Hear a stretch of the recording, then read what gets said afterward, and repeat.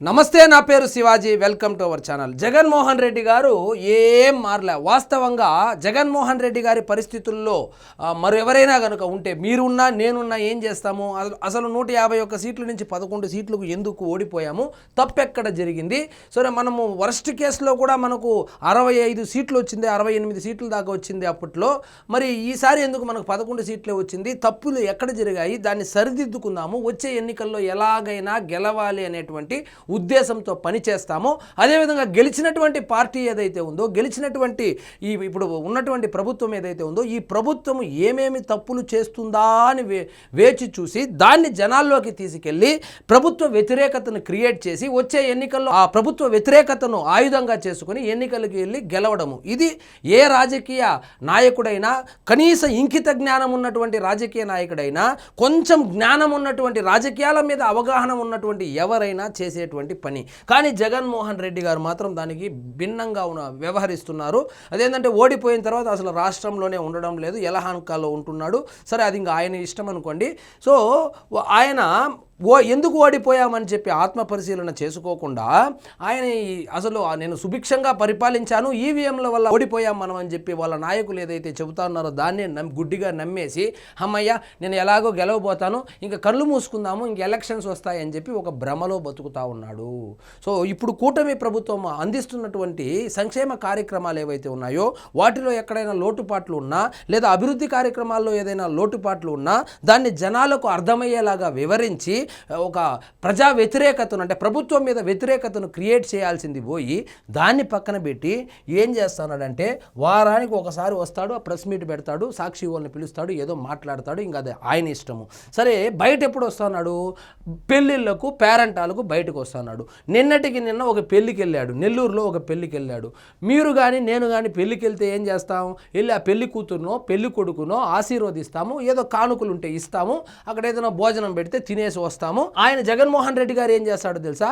ఆయన పెళ్లికి వెళ్ళాలంటే జన సమీకరణ చేయాలి, బల ప్రదర్శనకు దిగుతాడు. వెళ్తే సరే, అక్కడికి వచ్చినటువంటి వాళ్ళు ఇక్కడ చూడండి, పెళ్ళికి వస్తే జన సమీకరణ చేసుకుని ఈ విధంగా నమస్కారం, వచ్చిన పని ఏంది, ఆయన చేస్తూ ఉండే పని ఏంది? సరే, జన సమీకరణ, బల ప్రదర్శన ఆయన బలహీనత అనుకుందాం. మరి అక్కడ వచ్చినటువంటి వాళ్ళు నిన్న ఏమి నినాదాలు చేశారంటే, ఎవడైనా జగన్మోహన్ రెడ్డి గారికి ఓట్లు వేయండి, ఆయన కనుక 2029లో గెలిస్తే 2019 నుంచి 24 వరకు చేసినటువంటి తప్పులు పునరావృతం కాదు, ఇప్పుడు కూటమి చేస్తున్నటువంటి తప్పులు ఏవైతే ఉన్నాయో వాటిని కూడా సరిదిద్దుతాము, సుభిక్షమైనటువంటి పరిపాలన అందిస్తామని చెప్పాలే కానీ ఇది రక్తంతో హోలీ చేస్తారంట. అధికారంలోకి వస్తే రక్తంతో హోలీ చేస్తారంట. అంటే ఇప్పుడు జగన్మోహన్ రెడ్డి గారికి 2029లో కనుక మీరు ఓట్లు వేయాలి అంటే ఏమి ఆశించి వేయాలంటే హత్యలు చేయబోతారు, వాళ్ళు రప్ప నరకబోతారు, హోలీ చేయబోతారు. ఈ హోలీ ఇష్టం ఉన్నటువంటి వాళ్ళు మాత్రమే జగన్మోహన్ రెడ్డి గారికి ఓట్లు వేయాలా?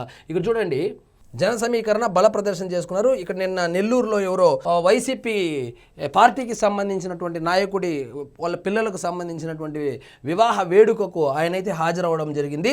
చూడండి, ఓ వివాహ వేడుకలో పాల్గొనేందుకు గురువారం నెల్లూరుకు వచ్చిన వైసీపీ అధ్యక్షుడు జగన్ పర్యటనలో ఆ పార్టీకి చెందిన కొంతమంది కార్యకర్తలు రప్పా నినాదాలతో వీరంగం చేశారు. సో వీళ్ళు ఏం చేస్తారు? వీరంగం చేస్తారు. కేసులు పెడితేనేమో మళ్ళీ గగ్గోలు పెడతారు, రాజకీయ కక్షలో భాగంగా కేసులు పెట్టారని చెప్తారు. సో జగన్మోహన్ రెడ్డి గారిని ఎదుర్కోలేక పోలీసులను అడ్డు పెట్టుకొని కేసులు పెట్టినామంటారు. ఎవరైనా పెళ్లిళ్ళ దగ్గర చేసేటువంటి నినాదాలు ఇవి రప్ప నరుకుతామని. అది అనంగా ఇప్పుడు కొంచెం అడ్వాన్స్ అయినారు. ఏమంటే డైరెక్ట్గా చెప్తున్నారు, చంపబోతున్నాము అంటే కూటమి కార్యకర్తలను చంపబోతున్నాము, కూటమి నాయకుల్ని చంపబోతున్నాము, సాధారణ ప్రజలను, జనాలను చంపబోతున్నాము, చంపి హోలీ పండుగ అంటే రక్తంతో హోలీ చేసుకోబోతున్నాము.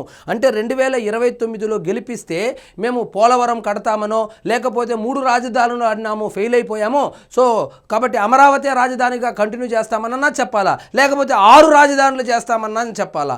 అవన్నీ వదిలిపెట్టి చూడండి, పోలవరము లేదు, రాజధాని లేదు, ఉద్యోగ కల్పన లేదు, యువతకి ఉపాధి అవకాశాలు లేవు, రోడ్లు లేవు, మన అదేంటి ఇరిగేషన్ ప్రాజెక్టులు, వీటి గురించి మాట్లాడకుండా రప్ప నడుకుతామని చెప్పి రెచ్చిపోయారు.